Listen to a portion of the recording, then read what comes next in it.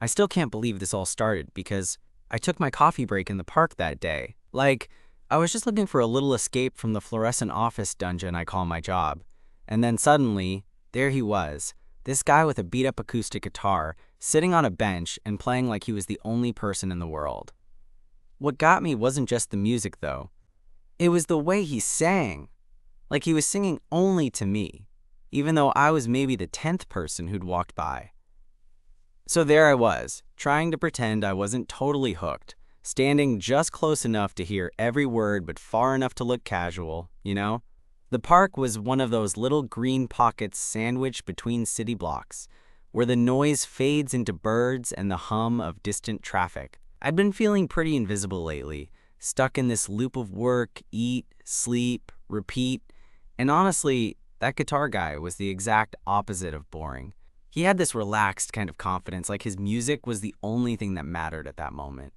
And the lyrics? Man, they were personal, almost like he was telling a story meant for someone specific, someone I wanted to be.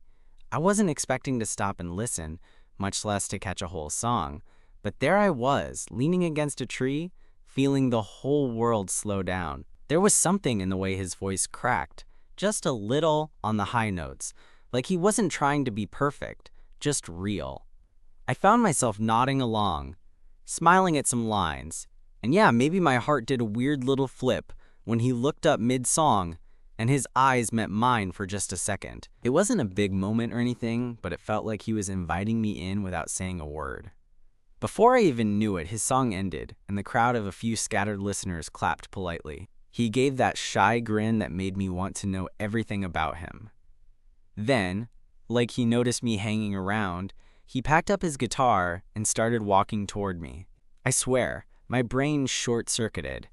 I wanted to say something clever, but all I could manage was, "Hey, that was really good." Which, yeah, pretty lame, but it was honest. And that's when he smiled, this warm, open smile, and said, "Thanks, I'm Jake. I come here to play whenever I need to forget the noise of the city." And just like that, I knew this wasn't just another random afternoon. Something was about to change, and I had no idea how or why, but I was ready to find out. I told him my name, Mark, and we ended up sitting on the bench together, the guitar resting between us like some kind of bridge. The park was quiet again, the light shifting as the afternoon began to soften into early evening. Jake pulled out a water bottle from his backpack and took a sip before giving me a small shrug. I play here because it's the one place I can be myself, you know? No expectations, no noise, just the music and whatever's on my mind. He looked over at me, eyes like he was trying to figure out how much to share. "What about you? What brings you out here?" I hesitated, then found myself saying the truth, the way I often did when I wasn't expecting to. Honestly, work's been a nightmare lately. Deadlines, meetings, office politics, you name it. I just needed a break, some kind of reset. I guess I didn't expect to find this. I gestured vaguely at the guitar, at him, at the whole vibe that was completely different from my usual routine. He laughed quietly, and it was the kind of laugh that made you feel like you'd just heard a good secret. Yeah, the city can be brutal. I used to live somewhere quieter, but I moved here for music, thought I could make it work. It's harder than I thought. "Music is your job?" I asked, because honestly, I didn't know anyone who made a living off anything creative. Most of my friends were engineers, teachers, bankers, practical stuff. Jake shook his head. "Not yet. Right now, I play gigs around town. Cafes, open mics, small bars. It's enough to scrape by, but I'm holding out for something bigger. Sometimes, I wonder if I'm chasing a dream that isn't really mine. Or maybe it's just too far out of reach." There was a pause, that kind of stillness that feels like it's holding its breath. I wanted to say something reassuring, but I also didn't want to sound like I had all the answers, because I didn't. "So what's your dream?" Jake finally asked, like he was curious, but also giving me space. Honestly, I'm not sure. I admitted. I'm good at what I do. I'm a graphic designer, but lately it feels like I'm just going through the motions. I want something more, but I don't know what exactly. He nodded like he understood perfectly. Maybe that's why he stopped today. To find a little music in the middle of all the noise. Yeah, I said, smiling. Exactly that. We sat there for a while, just talking about music, life, and the weird ways this city can swallow you whole if you're not careful. When Jake pulled his guitar out again and started strumming softly, I felt something shift inside me, like the song was about more than just notes and lyrics, like it was a conversation between souls. Do you want to hear something new? He asked, eyes lighting up. Definitely, I said without hesitation. The song was raw and honest, about taking chances and fighting to keep hope alive when everything feels uncertain. I felt like he was singing about me, about us, even though we'd only just met. When the last chord faded, the silence that followed was almost louder than the music. Thanks for listening, Jake said quietly. No, thank you, I replied, suddenly aware of how close we were sitting, how close I wanted to be. The sun dipped lower, casting long shadows across the park, and I realized I didn't want this moment to end. So I asked, almost reflexively, would you want to grab a coffee sometime? I'd like to hear more songs, and maybe talk about those dreams. He looked at me for a beat, then smiled that same shy, warm smile. I'd like that. We exchanged numbers, and as we walked out of the park together, the city around us felt a little less overwhelming, a little more full of possibility. Something had started that afternoon, something I wasn't ready to name yet, but definitely didn't want to lose. And honestly, I couldn't wait to see where it would go. Our coffee date happened the next evening, and I'm not gonna lie, I was nervous. Not the usual, what do I wear kind of nervous, but that weird, stumbling over my own thoughts type that sneaks up when you really want something to go well. The coffee shop was one of those indie places with mismatched chairs and walls covered in local art. The kind of spot Jake talked about playing gigs at sometimes. It smelled like roasted beans and cinnamon, and there was a low hum of quiet conversations mixed with clinking cups. Jake was already there when I showed up, sitting at a corner table with his guitar case leaning against the chair. He looked up and smiled, warm and easy, like a familiar song you hadn't heard in a while but remembered every word to. Hey, he said, his voice low and casual. Glad you made it. Wouldn't miss it, I replied, sliding into the seat across from him. This place is cool, he grinned. Yeah, it's got character. Kinda like me. We ordered coffee. His was black, mine a latte with too much foam, because I'm pretentious like that, and started talking. At first, we stuck to safe ground, favorite bands, the weirdest gigs we'd played or been to, the best breakfast spots in the city. But slowly, the conversation deepened, like layers peeling back without either of us realizing, until we were sitting bare beneath them. Jake told me about his childhood in a small town, how music was his escape from the chaos at home. I shared stories about growing up awkward and unsure of where I fit, someone who always felt a little out of sync but never managed to find the right rhythm. We laughed about the cliché of struggling artists and office drones finding each other, but honestly, it felt like something more real than any joke. At one point, I asked him about the song he played in the park, the one that seemed meant just for me. He hesitated for a second, then said, "It's about hope, about believing that even when things get messy, there's a reason to keep going." Sometimes I write songs like that for myself, to remind me I'm not alone. I nodded, feeling a lump in my throat. I get that. I think I needed to hear it more than I realized. The conversation flowed so naturally that hours passed without us noticing. When the barista announced last call, we realized the place was closing, and neither of us wanted to end the night. So we walked outside together, the cool air wrapping around us like a gentle invitation. Want to hear another song? Jake asked, pulling his guitar from the case. Absolutely. We found a spot on a low wall near the street lamp, and he started playing again. This time, the song was softer, more intimate. As he sang, I caught the way his fingers trembled, just slightly on the strings. Like he was sharing a secret he hadn't told anyone else. When he looked up, our eyes met, and I swear, the whole world shrank down to just that moment. I felt something in me shift, a mixture of hope, fear, and something I didn't want to name yet, but couldn't ignore. After the song ended, Jake reached out and brushed a stray strand of hair from my forehead. I'm glad you came tonight, Mark. Me too, I said, my voice barely above a whisper. There was a pause, heavy with things unsaid, and then Jake smiled. "Maybe this is the start of something." I smiled back, feeling a warmth spread through me that had nothing to do with the coffee. "Maybe it is," I agreed. Walking home that night, I kept replaying everything. His voice, the songs, the way he looked at me like I was the only one there. I realized I hadn't felt this alive in a long time, and even though I didn't know what the future held, I was ready to find out. Because sometimes, the best stories begin with a song sung just for you in the middle of a busy city park. After that night, things between Jake and me settled into this sort of easy rhythm that felt surprising, given how awkward I usually am with new people. We started meeting up regularly, sometimes in the park where it all began, other times at the same coffee shop, or at tiny music venues where Jake played. Each time, I got to know him a little better, and somehow, even when we weren't talking much, just being in his presence felt like an anchor in the chaos of my usual routine. One afternoon, a week or so later, Jake invited me over to his apartment. I wasn't sure what to expect. He'd never really talked about where he lived, so I showed up with a mix of curiosity and that familiar nervous energy. His place was small but cozy, walls covered with posters of old concerts, handwritten lyrics pinned up like trophies, and shelves stacked unevenly with books and vinyl records.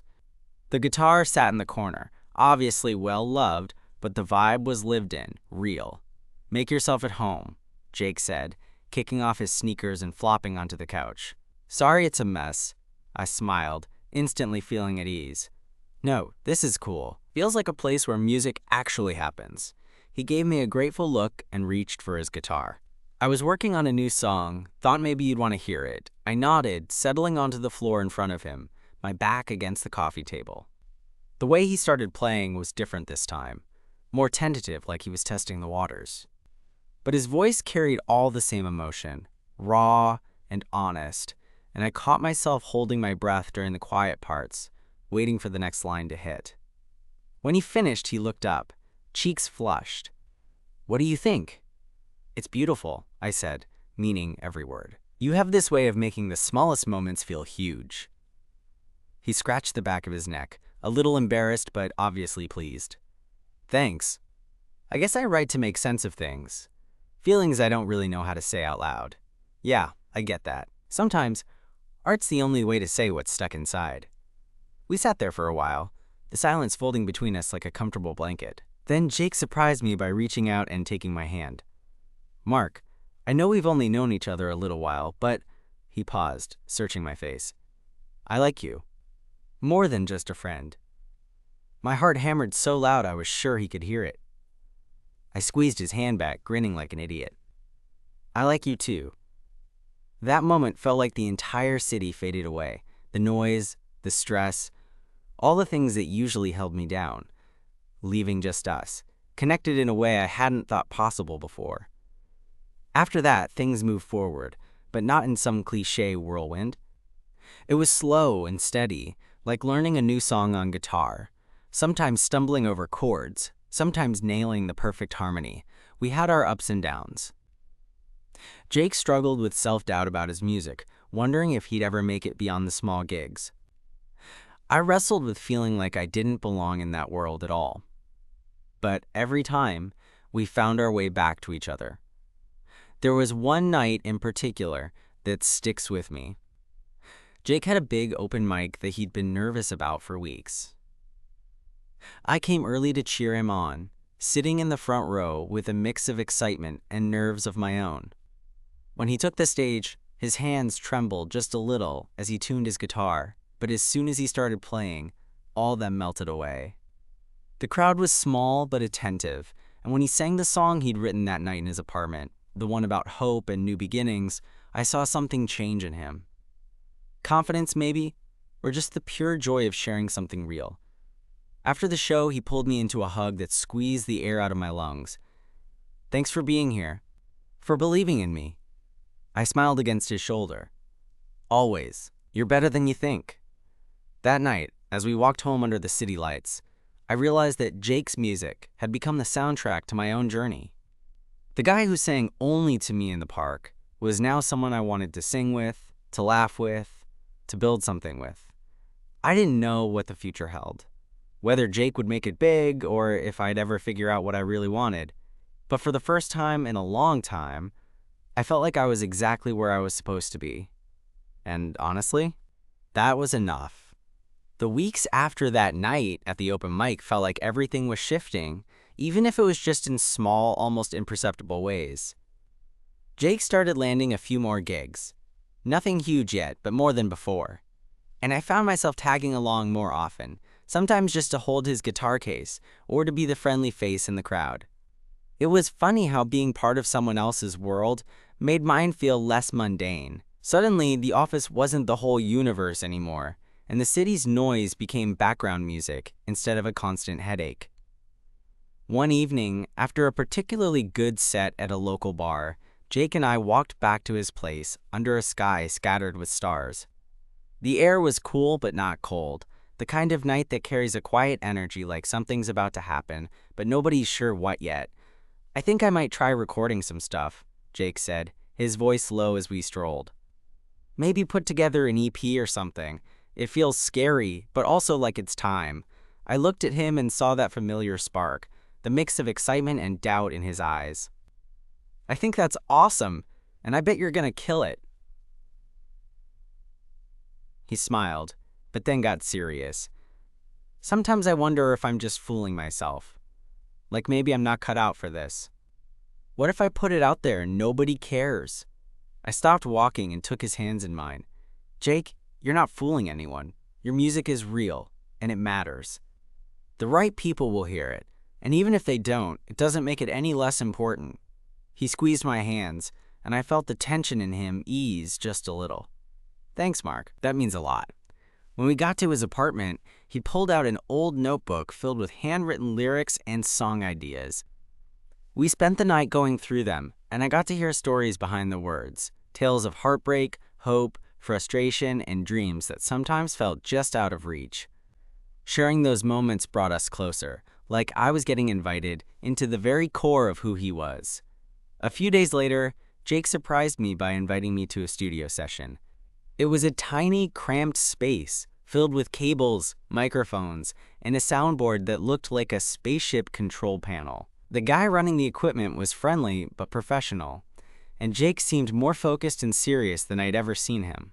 Watching him record was like seeing a different side of him, a side that could be fierce and vulnerable all at once. When he sang into the mic, I caught every nuance, every crack and shimmer in his voice that made his music so real. Afterward, he looked exhausted, but exhilarated. "I don't know if it's perfect, but it's a start," he said, wiping sweat off his forehead. I grinned. "It's perfect because it's you." Not everything was easy, though. There were nights when Jake's self-doubt crept back in, and I struggled to find the right words to make him believe in himself again. And I had my own moments of insecurity, wondering if I really belonged in this messy, beautiful world he lived in. But we kept showing up for each other, learning how to weather the ups and downs. One night, after a long day at work left me drained, I texted Jake, telling him I needed to see him. He didn't hesitate and invited me over. When I arrived, the apartment was dimly lit and he was sitting with his guitar, waiting. "Play me something," I whispered. He smiled softly and began strumming, the melody slow and tender. As the song unfolded, I felt every word wrap around me like a warm embrace. When he finished, he looked up, eyes searching mine. "I wrote that one thinking about you," he said quietly, "about how you've been there when I needed someone, even when I didn't say it." I swallowed the lump in my throat and moved closer, resting my head on his shoulder.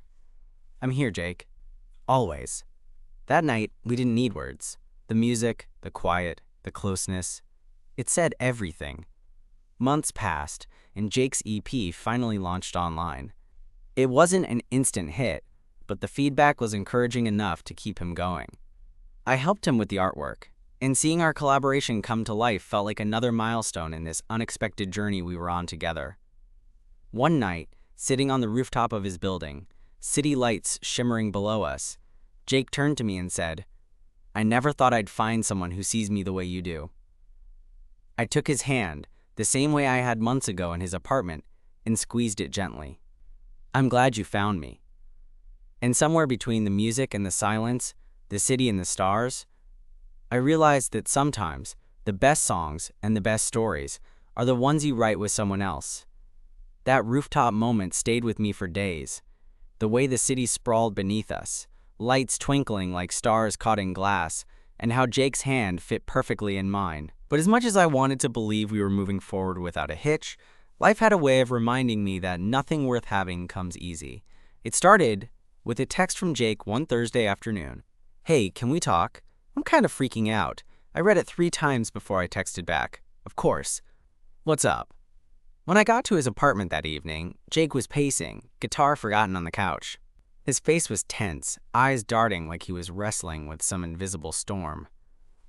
"I got a call today," he said, voice tight. "A record label wants to meet.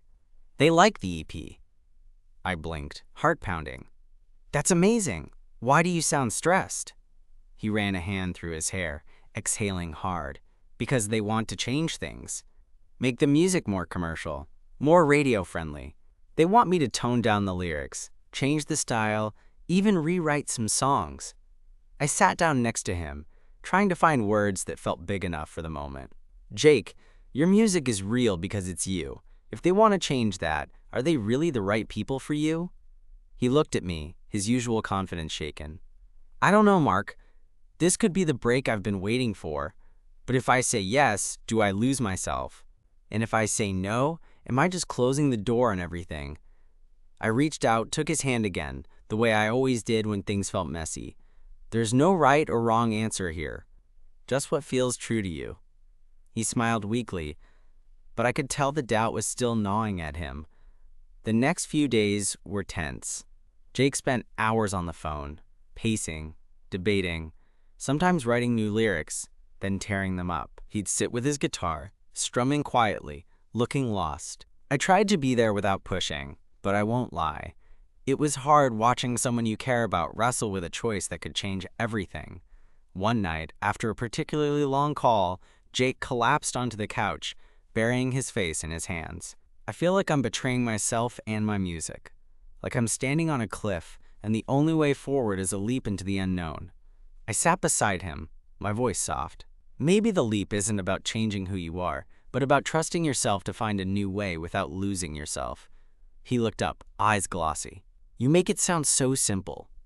"It's not, but you're not alone. We'll figure it out together." He nodded, a flicker of relief passing through him. A few days later, Jake made his decision. We sat on the same rooftop where we'd shared dreams and fears, the city humming below. He told me he was going to take the risk his own way, turn down the label offer if it meant keeping his music honest. "It's scary," he admitted, "but I want to be proud of the songs I sing, not just popular." I smiled, heart swelling. "That's brave, and it's exactly why I love you." He pulled me close, and for a moment, the world narrowed down to just us and the night air. After that, things felt lighter. Jake threw himself into writing new material, fueled by a mix of relief and renewed purpose. I helped with designs for his next batch of songs, and we started planning small shows where he could share his music on his own terms.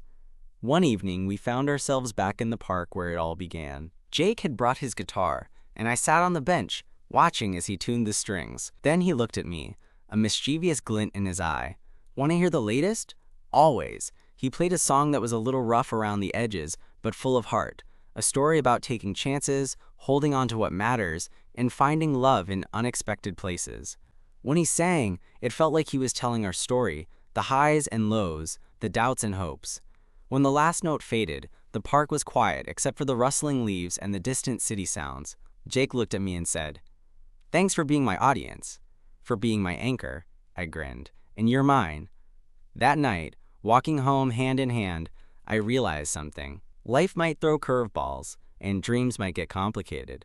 But with Jake beside me, I was ready for whatever came next. Because sometimes, the best songs are the ones you create together, even when the world tries to change the tune. After that night in the park, things settled into a groove that felt different but good, like we were both starting to find our footing in this crazy dance of life and love. Jake was more focused on his music than ever, writing songs that felt more honest than anything he'd done before. And I I was finally daring to think about what I really wanted, not just what I'd always assumed I should want. One rainy Saturday afternoon, Jake invited me over to his place, with that same hopeful look he got when he'd been working on something new. When I arrived, the smell of fresh coffee and old books greeted me, and he was already strumming softly on his guitar in the living room. "I've been messing around with something," he said, his eyes bright. "Want to hear?" "Absolutely." He started playing a melody that was slow and sweet, fingers tracing the strings with a tenderness that made my chest tighten. The lyrics were raw, about fear, hope, and the quiet moments where everything changes but nothing feels rushed. As he sang, I could see him watching me out of the corner of his eye, like he was measuring how much of himself he was letting me in on. And I wanted him to know. I heard him. I felt every word. When the last note hung in the air, he laughed nervously. "So what do you think? Too much?" I shook my head. "No way. It's beautiful. You're pouring yourself into this, and it shows." He smiled, but then grew serious. "That's the thing. I want to share this music, but I'm scared. What if I'm not good enough? What if no one listens?" I reached out and took his hand, the easy comfort between us a lifeline. "Jake, your music is honest. That's more than enough. People will connect with that because it's real." He nodded slowly, but I could tell the fear hadn't left entirely. "Thanks, Mark. You always know what to say." We spent the afternoon talking about everything, the future, our dreams, the parts of ourselves we still hadn't figured out. It was the kind of conversation that stretches long into the night, where silence and words blend, and you realize you're not alone anymore.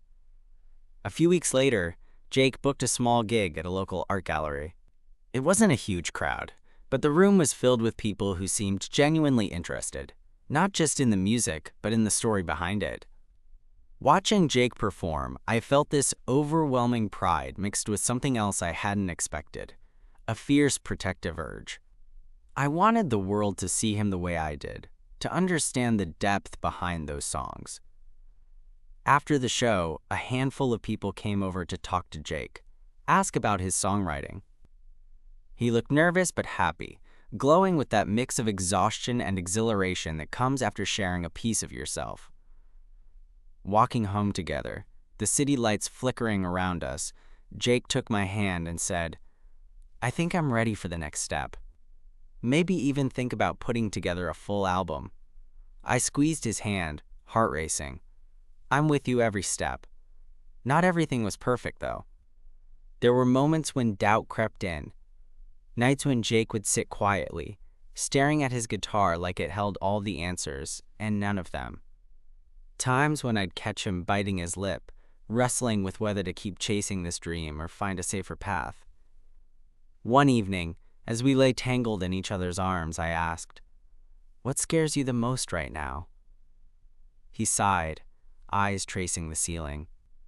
"That I'll pour my heart into something, and it'll never reach anyone. That I'll lose myself trying to be someone else." I brushed his hair back gently. "I don't want you to lose yourself, but I want you to know I believe in you. And whatever happens, you're not alone." He smiled, that soft, vulnerable smile that made me want to hold him forever. "Thanks, Mark.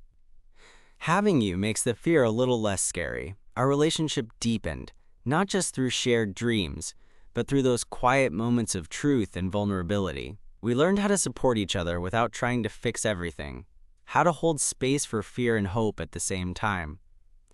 One night, sitting on the couch with the city lights pouring in through the window, Jake pulled out his guitar and started playing a song he'd been working on. The melody was tender, a little hesitant, but the words hit me hard, about finding love where you least expect it, about the courage it takes to open up. When he finished, he looked at me and said, "This one's for you." I felt tears prick at the corners of my eyes and smiled, squeezing his hand. I'm lucky to be the one. As the months went on, we faced challenges, balancing work and music, navigating the ups and downs of life, but through it all, the music and the love we shared became the constant that kept us grounded. Sometimes I think back to that day in the park, when Jake was playing his guitar and singing just for me. Who knew that moment would lead to this This unexpected, beautiful journey that's still unfolding, one song at a time. It was a crisp autumn evening when everything finally felt like it clicked into place. Jake had a small show booked at a cafe that had become one of our favorite spots, a place with dim lighting, vintage posters, and the kind of atmosphere that made you forget the city was just beyond the walls. I was sitting near the front, heart pounding, waiting to hear the new songs he'd been writing for months. When he walked on stage, guitar in hand, there was this quiet confidence about him that hadn't been there before. Maybe it was the way he smiled at me from across the room, or the way his fingers found the strings like they belonged there. But something told me that whatever came next, Jake was ready for it. He started playing, and the music filled the room, soft, honest, and completely him.